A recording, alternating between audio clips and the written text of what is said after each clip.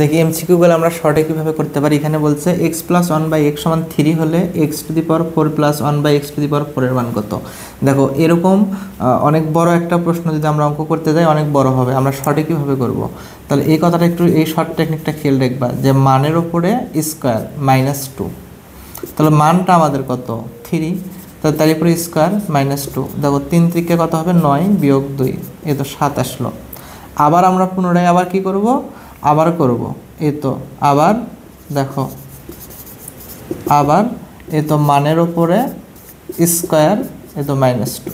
তাহলে এখানে এই তো যেটা আমাদের বের হয়েছে এই মানটা এবার কিন্তু এই তো 7, তার উপরে স্কোয়ার -2, 7 7 49 বিয়োগ 2 কত হবে 47, এই তো এটা অ্যান্সার। তাহলে খেয়াল রাখবা এখানকার মানটা কিন্তু এটা যাওয়া থাকবে যেটা সেটা, আর এই মানটা হবে এই তো এটা। তাহলে এভাবে শর্টে অঙ্ক ছাড়া বের করতে পারবা। তাহলে উত্তর আমাদের কত 47।